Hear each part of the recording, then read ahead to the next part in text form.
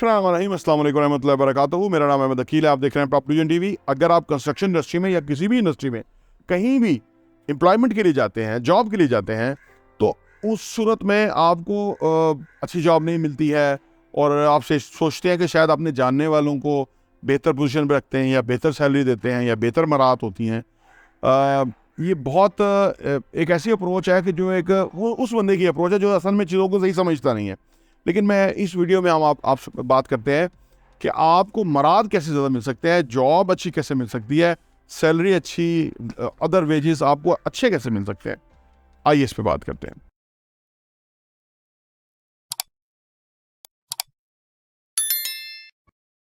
Welcome back.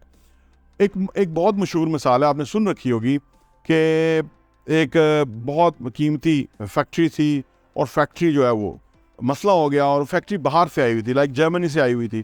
अब Germany से जो एक्सपर्ट है उसको आने के लिए टाइम लगना था, फिर उसको टिकट भेजनी पड़ती है, फिर उसको यहाँ स्टे कराने के करना पड़ता, उसका इंतज़ार भी करना पड़ता।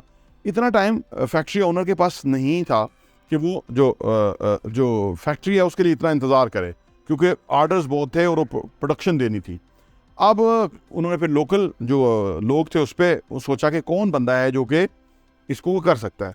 उनको एक बंदा मिल गया जो कि एक लोकल मिस्त्री था, आप समझ लीजिए।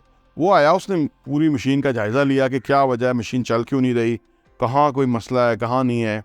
उसने काफ़ी देर हर पुर्जे को देखा, हर जगह से देखा भाई क्या कहाँ से इफेक्ट आ रहा है, थोड़ा चलाने की कोशिश की, थोड़ा साउंड देखा, फिर इसके बाद फाइनली उसने एक अपने थैले से या बैग से हथौड़ा निकाला और एक जगह एक गरारी के ऊपर उसने ज़रब लगाई। जब वो गरारी पे ज़रब लगाई उसके बाद उसने कहा मशीन ऑन करें। मशीन ऑन हुई, मशीन चल पड़ी, बेहतरीन मशीन चलना शुरू हो गई। अब उससे पूछा गया कि इसका मुआवजा क्या है। उसने कहा जी इसका मुआवजा 10 लाख रुपए है, फॉर एग्जांपल। अब वो फैक्ट्री वाले ने पूछा कि भाई आप छोटे से मिस्त्री हो या जो भी हो और आप इतना मुआवजा मांग रहे हो और आपने किया भी कुछ नहीं है, आपने घूमा फिरा देखा और उसके बाद आपने एक जगह ज़रब लगाई है और अब आप कह रहे हैं जी 10 लाख रुपया।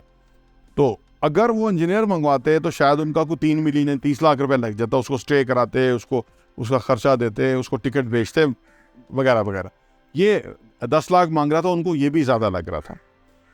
लेकिन उस फिर मिस्त्री ने उनको बताया, उन्होंने कहा जी मेरा काफ़ी सालों का तजुर्बा है और उस तजुर्बे की रोशनी में मैंने सारा इस मशीन का जायज़ा लिया है, यानी मैंने इसको ओवरऑल चेक किया है कि कहाँ कहाँ इशूज़ है या कहाँ कहाँ मामला हो सकता है और मुझे इस चीज़ की एक्सपर्टी है मेरी। और जो जहाँ तक मैंने ज़रब लगाई है तो वो तो मैंने एक ही ज़रब लगाई है, तो मुझे पता है वहाँ मसला था तो मैंने वो सॉल्व कर दिया। अब उस इंडस्ट्री वाले को वो मुआवजा अदा करना पड़ा क्योंकि उसने वो काम मुकम्मल कर दिया था, जॉब मुकम्मल कर दी थी। नौकरी में या कहीं भी काम पे जाने के लिए ना, जब हमारे अंदर एक्सपर्टीज़ होती है ना, तो उसका एक बेहतरीन मुआवजा होता है उस एक्सपर्टीज़ का, जॉब डन करने का। आम तौर पे लोग जॉब डन करने के पैसे नहीं मांग रहे होते, वो जॉब पे जाने के पैसे मांग रहे होते हैं। एक बात याद रखिए, जॉब पे जाने के आपको पैसे नहीं मिलते। लोग ये समझते हैं शायद मैं 9 to 5 आता हूँ तो मुझे पैसे मिलते हैं। नहीं, काम करने के पैसे मिलते हैं। अगर आप जॉब पे जाके इफेक्टिव नहीं होंगे तो आपको कोई ज़्यादा मुआवजा नहीं मिलेगा।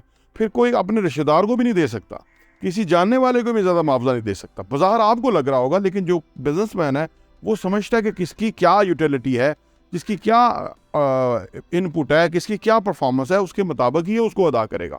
आप समझ रहे हैं कि आपको नहीं मिलता, लेकिन आपको वो जो एक्सपर्टीज़ है वो बनानी होंगी ताकि आपकी वहाँ पे ज़रूरत ज़रूर रहे और आपको ज़्यादा मुआवजा मिले और आप जो है वो वहाँ से ज़्यादा कमाएं। असल चीज़ ये है कि आप अपने काम के ऊपर कितना एम्फेसाइज करते हैं। जो लोग अपने काम पे ज़्यादा एम्फेसाइज करते हैं और अपनी एक्सपर्टीज़ को इस हवाले पे ग्रूम कर लेते हैं कि वो वहाँ की नीड बन जाते हैं, वहाँ उनके बगैर काम नहीं चलता, तो वो जितना मुआवजा चाहे वो मांगते हैं और उनको मिलता है। तो लिहाजा यहाँ मसला क्या हुआ? यह मसला हुआ कि ये हमारी एक इमेच्योर अप्रोच है कि किसी जानने वाले को, किसी रिश्तेदार को वो ज़्यादा मुआवजा देते हैं और दूसरों को नहीं देते। ऐसा बिल्कुल नहीं है। अगर कहीं बिजनेस है, कारोबार है, तो कारोबार में रन करने वाले को या जो कारोबार के लिए वैल्यूएबल है, फ्रूटफुल है, उसको ज़्यादा मुआवजा मिलता है। तो आप सीधा इस बात पे एम्फेसाइज कीजिए। कहते हैं कि अगर आपने कारोबार में नौकरी में तरक्की करनी है तो फिर आप जो अपना बॉस है उसकी जो वरीज़ है वो उसको अपना वरीज़ बना लीजिए। जब आप उसकी वरीज़ को अपनी वरी बना के उसको सोल्यूशन पेश करेंगे तो वो आप जो बॉस है आपका, वो आपकी अहमियत और वैल्यू को बहुत ज़्यादा समझेगा और उसी का आपको ज़्यादा मुआवजा देगा। तो लिहाजा ये जो अप्रोच है ये कुछ ठीक अप्रोच नहीं है। ख़ास तौर पे जो लोग जॉब पे आते हैं उन्हें ये नहीं समझ आती कि वो हमें जॉब पे रख क्यों रहे हैं। कहते हैं कि जॉब इंटरव्यू में आप जाए ना तो वहाँ पे लोग अंडर प्रेशर होते हैं कि जी मेरी ज़रूरत है, मेरे घर के खर्चे हैं, मैंने बहनें हैं, मेरे वो तो मुझे नौकरी मिलनी चाहिए, मेरे लिए बड़ा ज़रूरी है। जितना वो इस तरह की चीज़ें सोचते हैं ना उतना वो अंडर प्रेशर हो जाते हैं। हालांकि उनको सोचना ये चाहिए कि मैं इस कंपनी के लिए बड़ा वैल्यूएबल हूँ, मैं इस कंपनी में बहुत बड़ा इम्पैक्ट क्रिएट कर सकता हूँ, मैं इस कंपनी को तरक्की दिलाने में अपना बहुत बड़ा किरदार अदा कर सकता हूँ। जब वो यही सोचेंगे और फिर वो ये सोचेंगे फाइनली कि अगर उन्होंने मुझे ना रखा तो इनका बहुत बड़ा लॉस होगा, क्योंकि एक बड़ा वैल्यूएबल इंसान, एक बड़ा अहल काबिल इंसान को ये खो देंगे। जब आप ये होंगे ना तो आपका इंटरव्यू भी अच्छा होगा और आपको वो रखेंगे भी, और उनको ऐसा ही कॉन्फिडेंस वाला बंदा चाहिए होता है जो कि मसले को हल कर सके, जो कि काम कर सके, जिसके अंदर एक काम करने का जज्बा हो, ठीक है ना, एक एक्साइटमेंट हो काम के बारे में, इसी काम की तरफ एक रुझान और मोहब्बत हो जिसकी, वैसे बंदे को जॉब पे रखा जाता है। तो लिहाजा ये आपकी जो अप्रोच है ये मैं इससे एग्री नहीं करता कि जो इस तरह से है। असल में हमने काम को ना काम के साथ इंसाफ नहीं किया होता, हमें पता नहीं होता मार्केट में चाहिए क्या। अगर हमें ये पता लग जाए मार्केट में चाहिए क्या तो फिर मार्केट से हमें बहुत कुछ मिल सकता है, क्योंकि मार्केट हमेशा आपकी जो आप वैल्यू क्रिएट करते हैं ना फॉर मार्केट प्लेस, वो मुआवजा आपको देती है। आप उस वैल्यू को बेहतर कीजिए, और अगर वो नहीं दे रहे होंगे तो आपको 10 जगह पे लोग वेलकम करेंगे कि आप जैसे बंदे उनकी कंपनी में चाहिए ताकि उनकी कंपनी ज़्यादा ग्रो करे। प्रॉपर्टी इंटरव्यू देखने का बहुत बहुत शुक्रिया।